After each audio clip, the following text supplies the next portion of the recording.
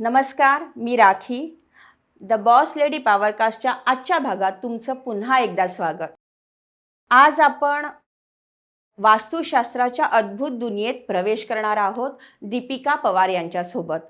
दीपिका पवार ह्या एक वास्तुतज्ञ आहेत, ज्या वैयक्तिक आणि व्यावसायिक जीवनात भरभराट आणि संतुलन निर्माण करण्यासाठी मार्गदर्शन करतात. तर भेटूया आजच्या बॉस लेडी दीपिका पवार यांना. नमस्कार मॅडम, तुमचं आमच्या कार्यक्रमात खूप खूप स्वागत. नमस्कार, मी दीपिका पवार. मी एक वास्तू एक्सपर्ट आहे. माझी जर्नी अशी सुरू झाली की गेली 15 वर्ष मी कॉर्पोरेटमध्ये जॉब करत होते, पण त्याबरोबरच वास्तुशास्त्राविषयी आवड मला सुरुवातीपासूनच होती आणि ही आवड मी सुरूच ठेवली होती. माझा अभ्यास चालू होता. काळांतराने मी या विषयावरती माझ्या फ्रेंडबरोबर त्यांना काही गायडन्स देऊ लागले. हळूहळू मला समजू लागलं की त्यांना त्याच्यातून खूप चांगला फायदा होतोय, त्यांना खूप चांगले रिझल्ट मिळू लागले आणि मग मी निश्चय केला की आपण आता या फील्डमध्येच पूर्णपणे उतरायचं आहे. अच्छा. आणि असं म्हणतात ना की तो एक नंबर तुम्हाला कॉल करत असतो किंवा एखादा आपला जेव्हा गुरु भारी होतो तेव्हा आपण या ऑकल्ट फील्डकडे वळतो. तर कदाचित माझं पण असंच झालं आणि या फील्डने मला निवडलं आणि अशा प्रकारे माझी जर्नी सुरू झाली.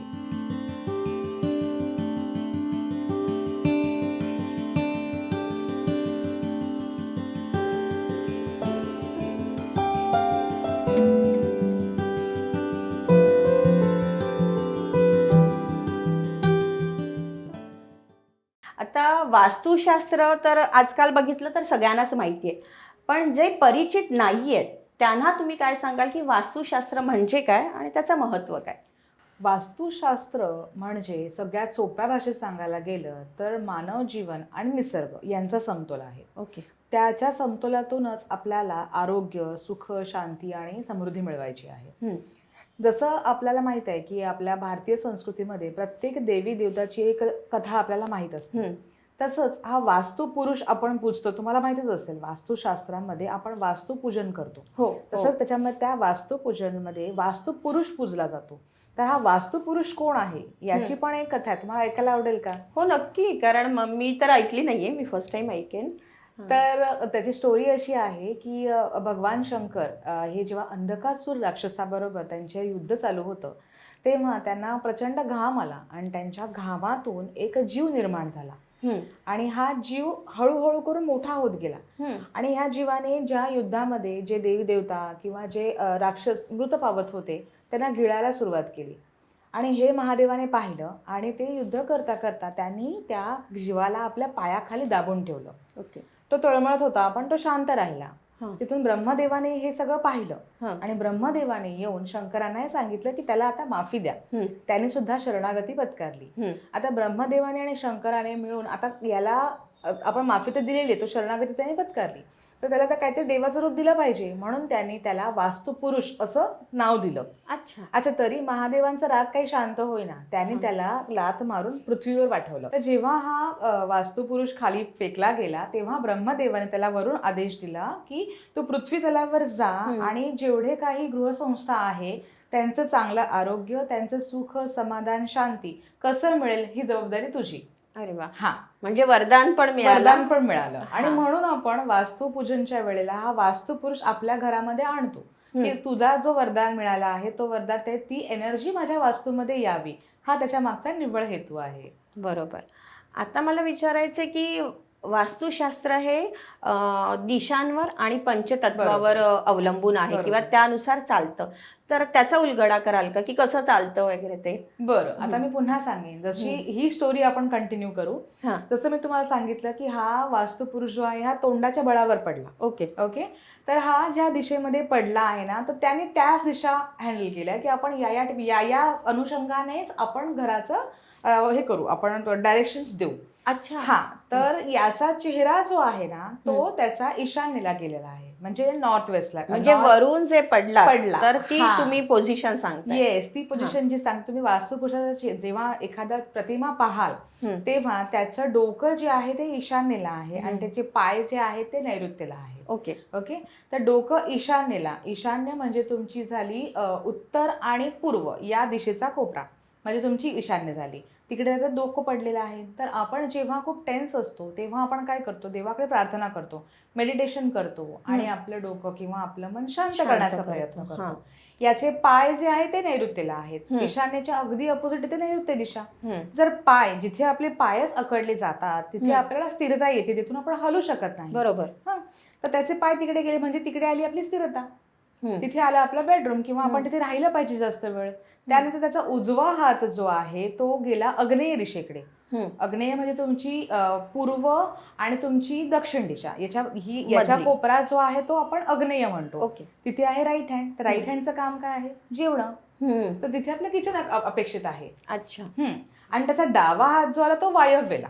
वायव्येला म्हणजे उत्तरेला आणि पश्चिमेला, याच्या कोपऱ्याला आपण वायव्य म्हणतो. डावा हात, डाव्या हाताचं कार्य सगळ्यांनाच माहिती आहे काय आहे, म्हणजे आपलं टॉयलेट वायव्येला आलं पाहिजे. म्हणजे माझा पुढचा प्रश्न हाच होता की आयडियली वास्तुशास्त्रानुसार घराची रचना कशी हवी, म्हणजे एंट्रन्स कुठला पाहिजे, तुम्ही म्हणालात तसं हॉल किंवा लिव्हिंग रूम, बेडरूम, देवाची रूम, किचन, टॉयलेट, हे पुन्हा एकदा फक्त थोडक्यात जरा सांगाल का? कारण हे ईशान्य वायव्य, कारण आपल्याला कसं उत्तर दक्षिण पूर्व पश्चिम याच दिशा माहिती आहेत, त्याच्यामुळे फक्त थोडक्यात जरा प्रेक्षकांना समजण्यासाठी सांगा की आयडियली घराची रचना वास्तुशास्त्रानुसार कशी असावी. बरं, आता तुम्हाला मी या 4 दिशा सांगितलं. बरोबर. आता राहिला ब्रह्मतत्व. ब्रह्मतत्व म्हणजेच घराचं सेंटर पॉइंट. ओके. तर आपण घराला एकंदरीत उभ्या 3 आणि आडव्या 3 अशा रांगेत जर आपण आपल्या पूर्ण लेआउटला विभागलं तर जो सेंटर मधला स्क्वेअर येईल तो असतो 1/9 portion of your whole property. Okay. तर तो तुमचा ब्रह्मस्थान आहे, म्हणजे सेंटर ऑफ द वास्तू. तर हे सेंटर ऑफ द वास्तू म्हणजे आपण शरीराकडे बघायला गेलं तर आपल्या डोक्यापासून आपल्या पायापर्यंत आपलं सेंटर म्हणजे आपली नाभी आहे. बरोबर. जर नाभीवर तुम्ही दाब दिला तर तुम्ही किती वेळ हँडल करू शकता तो प्रेशर? नाहीच करू शकत. एवढं सोपं आहे. तसंच आपल्या वास्तूमध्ये सुद्धा जर आपण सेंटर पॉइंट म्हणजेच आपला ब्रह्म लोडेड केला तर ती वास्तू आपल्याला तिकडे टिकू देत नाही. अच्छा. तिथे आपल्याला प्रेशर येतो आणि आपण आपली फॅमिली विभक्त होऊ लागते. आपल्यातली काय म्हणतात त्याला, आपल्यामधली कम्पॅटेबिलिटी कमी होऊ लागते, आपल्यामधली हार्मनी कमी होऊ लागते.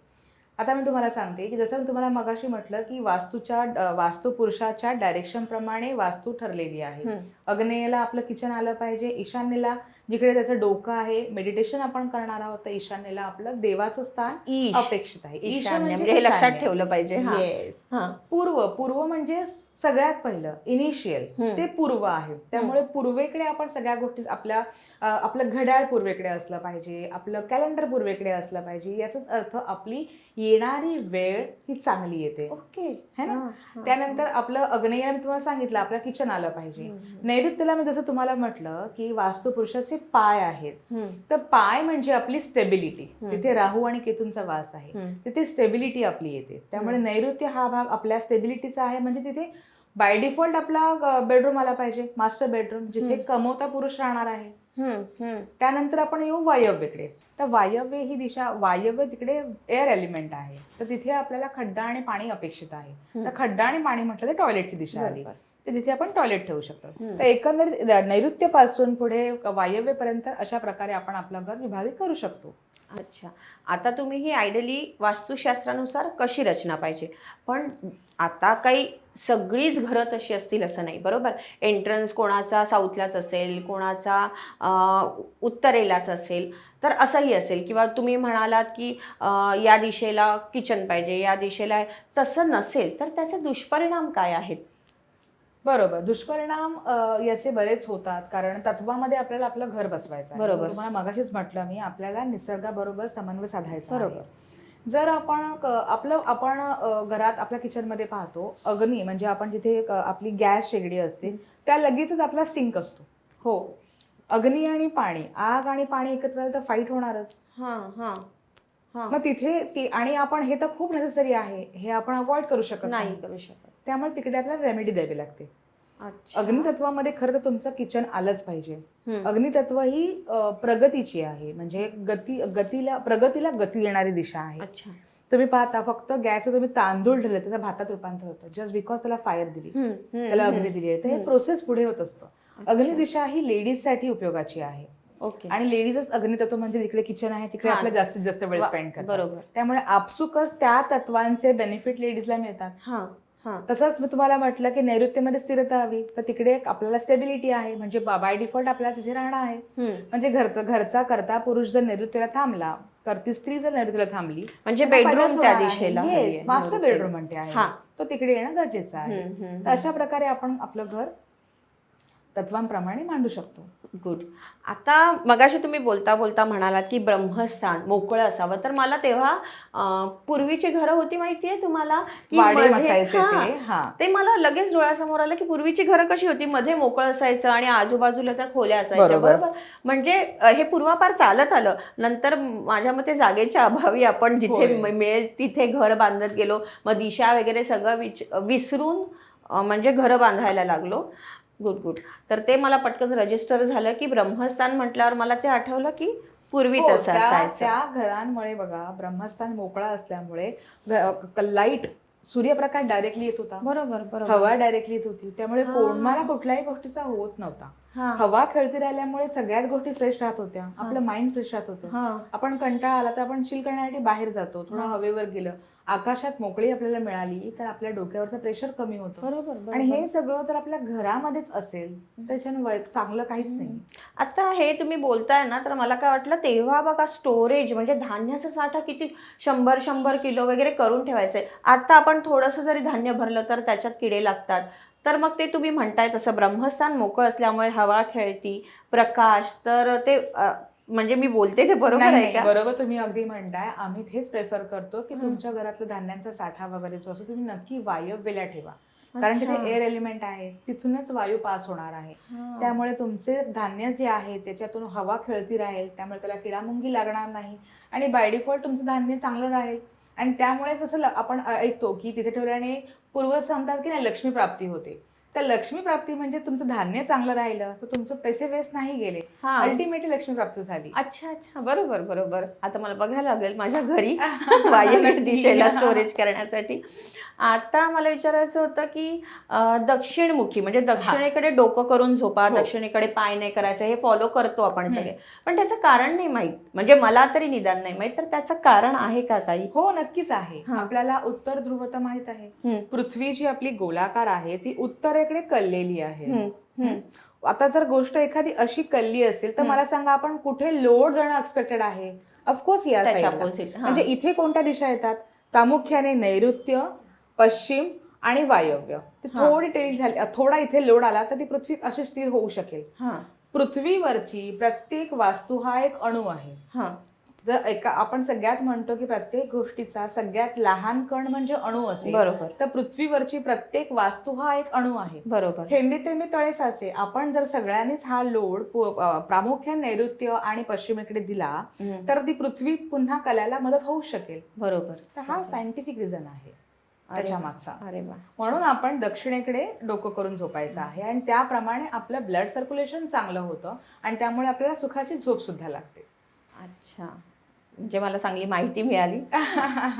वास्तुशास्त्राचा अभ्यास करताना किंवा लोकांना गायडन्स करताना प्रामुख्याने सायंटिफिक वे मध्ये तुम्हाला कसे एक्सप्लेनेशन मिळतील याकडे माझा जास्त कल असतो. कारण म्हणजे मी असं नाही म्हणणार, पण वास्तू आपण टिप्स बघतो आता युट्यूबवर तर भरपूर हे सुरू आहे की असं करा, या दिशेला हे ठेवा, पण त्याच्या मागचं कारण नाही सांगत आहे किंवा तुम्ही तर सायंटिफिक रिझन देताय त्यामागचं. ते मला खूप आवडलं की प्रत्येकाच्या मागे कारण आहे तुमच्याकडे, की नुसतं असं करा. आत्ता तर सगळे फॉलो करतात की नाही इथे असं ठेवूया, तिथे तसं ठेवूया, असं करतात, पण त्याच्या मागचं कारण कळलं ना तर आपण पण ते एकदम म्हणजे आपण पण पॉझिटिव्ह होऊन ते करतो आणि मे बी त्याचा जास्त इफेक्ट होईल का? मग जेवढी आपली पॉझिटिव्हिटी जास्त असेल आणि म्हणजे पूर्ण मनाने आपण करू तर त्याचा इफेक्ट जास्त होईल. बरोबर. आता तुम्ही ते छान मला सांगितलं की दक्षिणेकडे डोकं करून का झोपावं, त्याचं कारण तर कळलं. आता याच्याशीच निगडित एक प्रश्न आहे की कॉमन नॉलेज तर आपल्याला जसं हे होतं की दक्षिणेकडे डोकं करून झोपायचं, आणि तसंच एक कॉमन नॉलेज लोकांना माहिती आहे वास्तुशास्त्राबद्दल की दक्षिणेकडे एंट्रन्स नको, घराचं दार म्हणजे दक्षिणेकडे नको. बरोबर, हे असं असतं. तर त्याच्यात तथ्य आहे का? कारण असं दिशांवरनं बघायला गेलं तर मग 25% घरं भारतातील ही दक्षिणमुखीच असतील. तर त्याबद्दल तुम्ही काय सांगाल की यात तथ्य आहे का? ते किती बरोबर आहे, किती चुकीचं आहे? कसं आहे ना राखी, दिशा सगळ्यात चांगल्या आहेत. आपण कोणत्या दिशेला वाईट म्हणू शकत नाही. प्रत्येकाला आपापली एक स्पेशालिटी आहे. दक्षिण दिशेचा स्वामी आहे मंगळ. तुम्ही ऐकून असाल की मंगळ ज्याच्याकडे असतो तो माणूस फार हुशार असतो, आयुष्यामध्ये फार प्रगती करतो. मार कुठे खातो? तो रागिष्ट असतो, चुका करतो, नातेसंबंध खराब होतात. दक्षिणेच्या डोअरला पण सेम किस्सा आहे. तिथे ना दक्षिणेच्या डोअरला तुम्हाला 5, 3 आणि 4चा रेशो लागतो. हे वर्ष म्हणते आहे मी. दक्षिणेकडे ज्याचं दार आहे त्याला सुरुवातीचे 5 वर्ष खूप भरभराटी असते. आणि ही भरभराटी किंवा एवढा इझी मनी येतो ना की घरचा कर्ता पुरुष हा आपले नैतिकता विसरतो म्हणा, किंवा तो वाईट मार्गाला लागतो की सगळं ऐतं मिळतंय खूप छान, किंवा तो भ्रमात येतो की खूप छान माझी प्रगती चाललेली आहे. मग आपल्याला माहिती आहे पैसा आला की अनेक गोष्टी आपल्याकडनं चुकीच्या घडतात. बरोबर. ही 5 वर्ष गेल्यानंतर 3 वर्षात पुन्हा तो स्टॅग्नंट पोझिशन मध्ये येतो. ठीक आहे, आता जेमतेम चाललं आहे. आणि त्यानंतर त्याची लागते उतरती कळा. अच्छा. तर जर आपल्या दक्षिणेकडे घर आहे, दार आहेत, घाबरण्यासारखं काही नाही. फायदा करून घ्या ना याचा. तुम्हाला आता कळलं की 5 वर्ष तुम्ही घेतल्यापासून तुमची 5 वर्ष तुमची ग्रोथ असणार आहे, त्याचा फायदा करून घ्या. त्यानंतर तुम्ही बदलू शकता दार, किंवा ती प्रॉपर्टी सेल करू शकता. म्हणून तुम्ही बघाल दक्षिणेकडच्या डोअरची प्रॉपर्टी जास्त वेळा सेलमध्ये असते. ओके. कारण याचा रेशो तसा असतो. आणि तुम्ही खूप ठिकाणी तुम्हाला हे बघायला मिळेल की तिथली लोक आल्यानंतर बऱ्याच लोकांची प्रगती होते. आणि मग आपण हे सांगायला गेलो की दक्षिण डोअर नको बाबा, तिकडे असं होतं, आमची तर प्रगती झालेली आहे. मग ती लोक त्यांच्या आयुष्यात त्या 5व्या वर्षामध्ये असू शकतात, कदाचित 3ऱ्या वर्षामध्ये सुद्धा असतील. त्यांना अजून भनक लागली नाहीये काय होणार आहे ते. त्यामुळे म्हणून म्हटलं की प्रत्येक दिशेला आपापला एक छान छान असे इफेक्ट आहेत, पण त्याचं ते घ्या, त्याचा मेन उचला आणि बाजूला व्हा. मग त्यासाठी तुम्हाला कन्सल्ट, म्हणजे तसंच मी म्हणते की आपल्याला बेसिक नॉलेज असतं सगळ्यांना, म्हणजे मला काय किंवा प्रेक्षकांना म्हणाल तर बेसिक नॉलेज असतं. पण आता असं एखाद्या तज्ञाशी आपण बोललो की आता याच्या मागचं कारण कळलं, तर मग आपण अलर्ट राहू शकतो. जसं तुम्ही म्हणालात की तुम्ही 5 वर्ष तुम्हाला माहिती आहे तुमची भरभराट आहे, नंतर उतरती कळा आहे किंवा काही जे तुम्ही म्हणालात ते, मग आपण म्हणून तज्ञाचा सल्ला घ्यावा असं म्हणतात. म्हणून आम्ही बसलो आहोत तुम्हाला मार्गदर्शन देण्यासाठी. नाही, बरोबर आहे की म्हणजे आता मला कळलं की म्हणजे आपण घर घेताना पण ते का वास्तुतज्ञाकडे गेलंच पाहिजे. बरोबर. आता मला विचारायचं की घरात आता खूप झाडं लावतात किंवा असे कुंड्या वगैरे ठेवतात, तर ठेवाव्यात की नाही? कसं आहे ना की प्रत्येक दिशेला आपापला एक वजन पेलण्याची कॅपॅसिटी दिलेली आहे शास्त्रामध्ये. तुम्हाला जसं म्हटलं उत्तरेकडे कललेली पृथ्वी आहे, आपल्याला नैऋत्येकडे किंवा पश्चिमेकडे लोड करायचा आहे, हे जर तुम्हाला सांगितलं. त्या अनुषंगाने आपल्याला घरामध्ये झाडं लावायची आहे. जर तुमची ईशान्य दिशा आहे, तुमच्या ईशान्येला किंवा तुमच्या पूर्वेला तिकडे तुम्हाला जास्त मोकळी हवी आहे, तिकडे तुम्ही तुळस वगैरे तुमचा वृंदावन ठेवू शकता. ईशान्येला म्हणजे देव असतात. येस, बरोबर. किंवा वजनाने अतिशय हलके असे.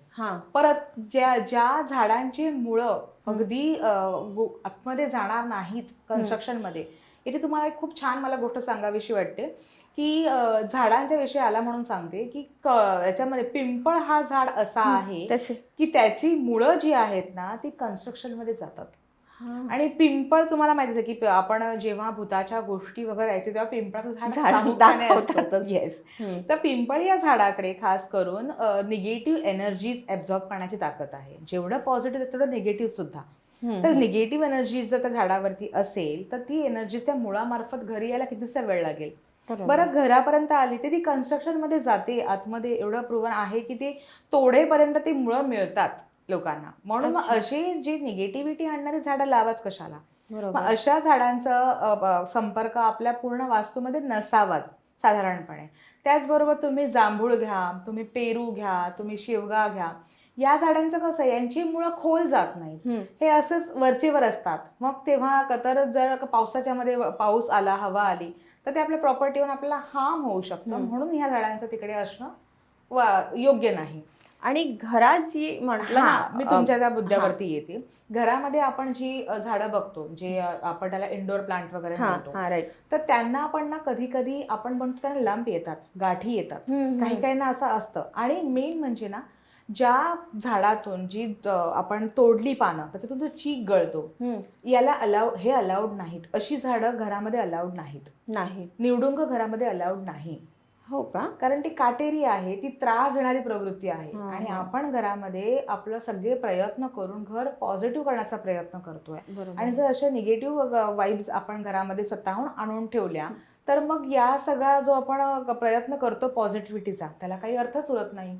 बरं, याच्यावरती गाठींवरती मी होते तर त्या गाठी जर त्या झाडाला तुमच्या घरामध्ये येत असतील तर हार्मोन्स मध्ये प्रॉब्लेम येणारे डिसीज तुम्हाला होऊ शकतात.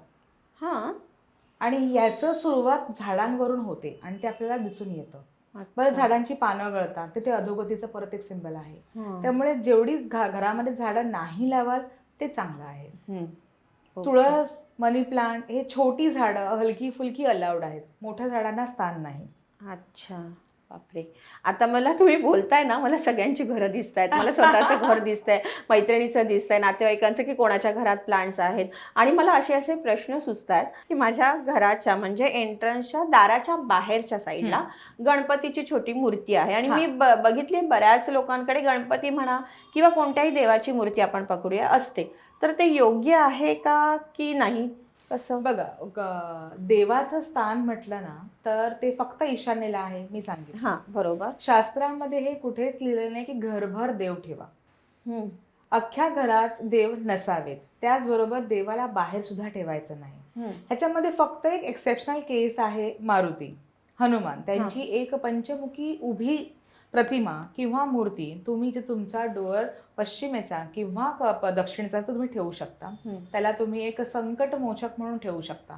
संकट जी येणार, जसं आपण तुम्ही आता मला म्हटलं की तुमचं साऊथचा डोअर आहे त्याचा कसे प्रश्न आहेत तर साऊथ आणि वेस्ट, कारण west WAST west is equal to WST west. Okay. West म्हणजे वायात जाणार आहे तिथे. मग तिकडे अजून तिकडे पॉझिटिव्हिटी यावी म्हणून फक्त आपण हनुमान ठेवू शकतो. तसेच साऊथ मध्ये आपण हनुमान ठेवू शकतो. बाहेर ते पण पंचमुखी स्टँडिंग पोझिशन, घराच्या बाहेर. बाकी कोणत्याही देवाला घराच्या बाहेर ठेवायचं नाही. म्हणजे ठेवायचं असेल तर म्हणजे मंदिरामध्येच. येस. आणि त्यातही कुठल्याही देवाची एकच प्रतिमा असावी. हो का? हा. खूप सारे देव नसावे. प्रामुख्याने आपल्या घरामध्ये आपली आराध्य देवता जी असते, कुलदेवता जी असते, ज्या देवाला आपण पूजतो किंवा मानतो, जसं तर स्वामी समर्थांना सगळेच मानतात. समर्थांची एखादी मूर्ती एक्सेप्टेड आहे. अन्नपूर्णा असावी, गणपती असावं. त्यानंतर आपले कुबेर जी आहेत त्यांना आपण सहसा मंदिरात ठेवू नये असा भ्रम आहे. पण तसं काही नाही, तुम्ही कुबेरजींना मंदिरात ठेवू शकता. हो, ते लक्ष्मीचे प्रतीक आहेत. लक्ष्मी बरोबर कुबेरनं जिना बसू देत ना. पण असं दिसण्यात नाही आलं की दिसण्यात नाही आलं पण तुम्ही ठेवूच शकता. हो का? आपण बऱ्याच वेळा पाहतो की हनुमानच्या मंदिरात लेडीज जात नाहीत. हो. पण त्यांनी सीतेचं रक्षण केलंच की. जर त्याला स्त्रीला बघणं पाप असेल, स्त्रीला स्पर्श पाप आहे, मग त्यांनी सीतेला तर बहीण मानून तर त्यांचं रक्षण केलंच. बरोबर. मग आपण का जाऊ नये? सीतेने त्यांना पाहिलं नसेल, त्यांच्याशी संवाद साधला नसेल, असणारच ना. मग तिथे पण दोन जेंडर एकत्र आलेच की. ब्रह्मचारी असले तरी ते रक्षणासाठी आहेत म्हणून. आणि रक्षणाची गरज स्त्रीला नाही का? आहेच ना. मग ती मारुतीची पूजा करूच शकते. बरोबर. म्हणून. आणि त्यातही पंचमुखी हनुमान हे आपल्या मंदिरामध्ये बसलेल्या पोझिशनमध्ये हवेत, कारण त्यांना आपण स्टँडिंग पोझिशन दाराच्या बाहेर दिली आहे. तिकडे ते संकटमोचक म्हणून काम करतात आणि ते इथे आपल्या मंदिरामध्ये आपले आराध्य म्हणून काम करतात. छान, तुम्ही छान माहिती दिली की हनुमानाने सीतेला बहीण माता मानलं आणि त्यानुसार म्हणजे आपण हनुमानाच्या मंदिरात बायकाही जाऊ शकतात. बरोबर.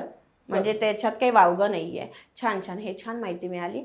आता मला विचारायचं, आपल्या एंट्रन्सचे हे सुरू आहे, विषय सुरू आहे त्यालाच लागून की आपण माहिती आहे दरवाजावर स्वस्तिक, शुभ लाभ असे लावतो किंवा आपल्या म्हणजे जे चिन्ह आहेत, जे सिम्बॉल्स आहेत, जसं स्वस्तिक झालं, कमळ झालं, ओम झालं किंवा मोरपीस झालं, हे शुभ मानले जातात. बरोबर.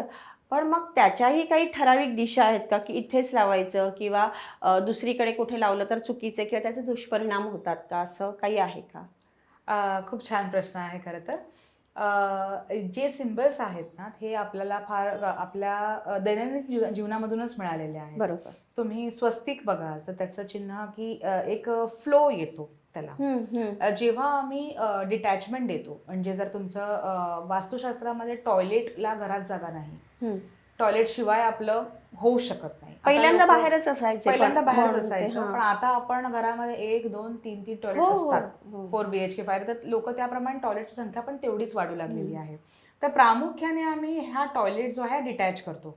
तिकडे कॉपर स्ट्रीप लावून त्याला डिटॅचमेंट दिली जाते, म्हणजे त्याची एनर्जी जी आहे निगेटिव्ह ही तिकडे आपण सेग्मेंट करतो, ती फ्लो आणून देत नाही. हां. मग ते तिथे दाराच्या बाहेर आपण प्रामुख्याने स्वस्तिक लावतो, की जी अदर दॅन टॉयलेट जी एनर्जी आहे ती मात्र फ्लो झाली पाहिजे.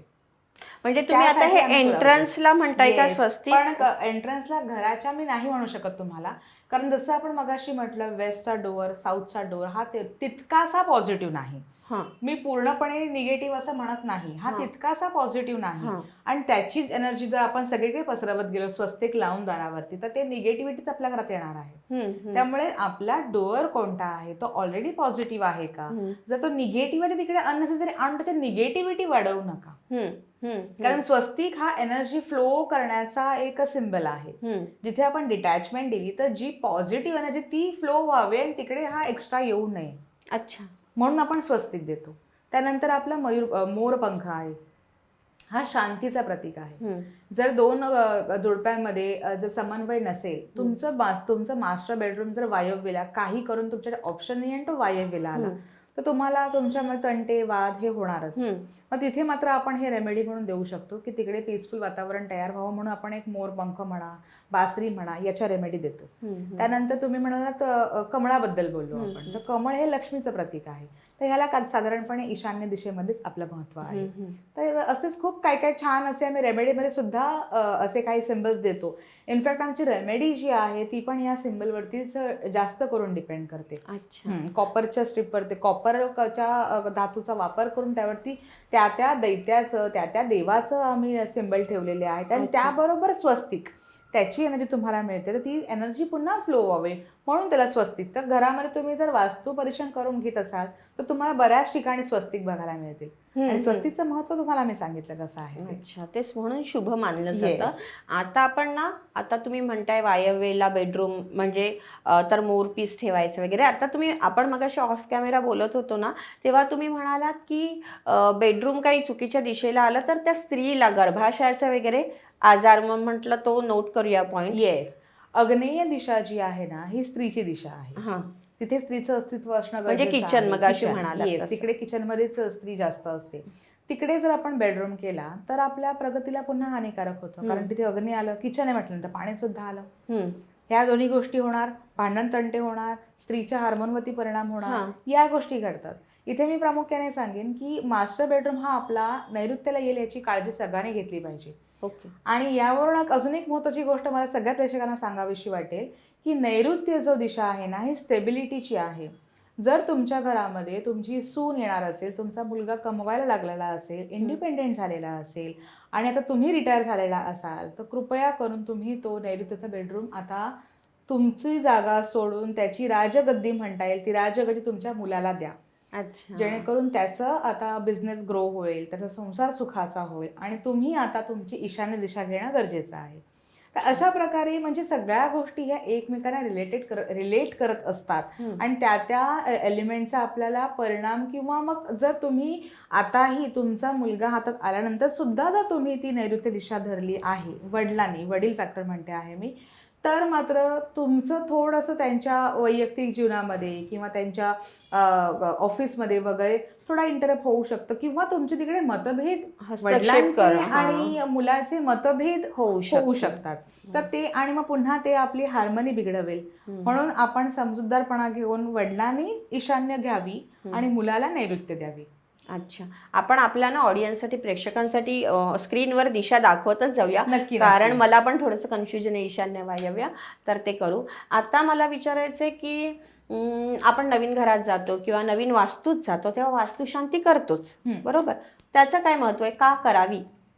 बरं, आता जेव्हा आपण नवीन प्लॉट घेतो, नवीन फ्लॅट घेतो, तेव्हा आपण साधारणपणे पाहतो की कन्स्ट्रक्शन चालू असताना आपल्याला कोणी सांगत नाही इथे काय घडलं आहे. नेहमीच काय सगळं वातावरण छान नसतं. काही लोकांना तिकडे कामगारांची कोणाची डेथ झालेली असते किंवा कोणत्या प्राण्याची म्हणा डेथ झालेली असेल किंवा काही अशा बऱ्याचशा निगेटिव्हिटीज तिकडे घडलेल्या असतील नसतील आपल्याला माहीत नसतं. तर वास्तुशांती आपण जेव्हा करतो त्यात होम हवन वगैरे होतात, मंत्र जाप होतो, याच्याने पुन्हा आपल्या घरामध्ये पॉझिटिव्ह ॲटमॉस्फिअर क्रिएट होत असतो. म्हणून वास्तू घेतल्यानंतर वास्तू शांती करणे फार गरजेची आहे. तिथे जी काही एनर्जीज ज्या आपल्यासाठी लागू पडत नाहीयेत, ज्या आपल्याला नको आहेत, त्या पूर्णपणे रिमूव्ह करायच्या आणि आपले नंबर्स किंवा आपले जे वाईब्स आहेत ते तिकडे आणण्यासाठी वास्तुशांती करणं फार गरजेचं आहे. आणि वास्तुपुरुष पण पुरतात ना वास्तुपुरुष आपल्याला आग्नेय दिशेमध्ये त्याचा चेहरा ईशान्येला येईल ही काळजी घेऊन वास्तुपुरुष आग्नेयलाच पूर्ण गरजेचा आहे, म्हणजे वास्तुदोष टाळण्यासाठी. बरोबर. आणि आता ना असं सुचवलं जातं, जे ब्राह्मण असतात पूजा घालतात ते, की उदक शांती काय असते? उदक शांती बेसिकली उदक शांती ही जर तुम्हाला तुमचा नवीन गृहप्रवेश केल्यानंतर वास्तू शांतीचा एखादा मुहूर्त सापडत नसेल तर इनिशियली तुम्ही उदक शांती घालू शकता. उदक शांती ही वास्तू शांती म्हणजे थोडी छोटी प्रोसेस असते. छोटी प्रोसेस असते आणि ही साधारणपणे वरुण देवतेची पूजा असते. त्याच्यामध्ये उदक म्हणजे पाणी, तर ती वरुण देवतेची उपासना केली जाते, त्याचे मंत्र जाप केले जातात. वरुण देवतेची स्पेशालिटी ही आहे, वरुण देवतेकडे आपलं आयुष्याचा लेखाजोखा त्यांच्याकडे असतो. तर त्यांच्याकडे आपण नमन केलं, त्यांच्याकडे आपण प्रार्थना केली तर आपल्याकडून अनुदानाने जे काही पाप घडलेले असतात तर त्यांच्याकडे माफी मागून कन्फेस करून आपण त्यांच्याकडे माफी मागून थोडं त्यांना मस्का लावण्याचं काम करू शकतो. म्हणून ही उदक शांती केली जाते. बरोबर. म्हणजे तुम्ही म्हणता की वास्तूला शांत करण्यासाठी प्रवेश करण्याच्या आधी आपण वास्तू शांती करतो, पण ती काही दरवर्षी करणं आपल्याला शक्य होत नाही. म्हणून त्याच्याऐवजी आपण दरवर्षी जसं सत्यनारायण घालतो तसं उदक शांती पण करू शकतो. उदक शांतीमुळे आपल्या स्थिरता येते, आपलं आर्थिक आपलं वाढू शकतं.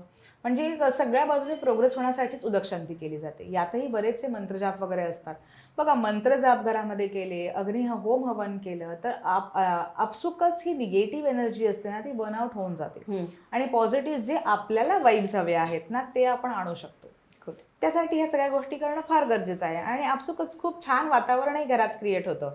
याच्यावरून मला एक गोष्ट नमूद करावीशी वाटते, जेव्हा तुम्ही वास्तुशांती घालत असाल तेव्हा एक गोष्ट प्राकर्षाने करा की ते मंत्र जाप किंवा तो होम हवन असेल ना तेव्हा कॉन्सन्ट्रेशन तुमचं असणं फार गरजेचं आहे. ते मंत्र तुमच्या कानावरून जाणं फार गरजेचं आहे. त्यामुळे तेव्हा तर तुम्ही कोणी आलं की नाही याची काळजी घ्यायला जाल, कॅटरर्स आला की नाही, कोणी वेटर आहेत की नाही, कोण कोणाला सर्व करते की नाही, याकडे तुम्ही जाल तर घरची लक्ष्मी तिकडे अवेलेबल नसेल. साधारणपणे स्त्रियांचं लक्ष तिथे जातं आणि असंच होतं. कारण वास्तुशांती म्हटलं की आपण ते काही गेस्टना अटेंड करण्यासाठी आपलं लक्ष तिथेच असतं की आपण साधारणपणे अशा वेळेला आपण आपली इमिजिएट फॅमिलीच असणं फार गरजेचं आहे. ते होम हवन छान श्रद्धेने व्हावं. त्या होम मध्ये आपण ज्या काही विधी करणार आहोत त्या श्रद्धेने व्हाव्यात. ते मंत्र आपल्या कानावरून जावेत, आपल्या मुलांच्या कानावरून जावेत. हे हवं असेल तर या अग्निहवनच्या वेळेला, मंत्रजापच्या वेळेला आपण तिथे उपस्थित असणं, शांत डोक्याने असणं फार गरजेचं आहे.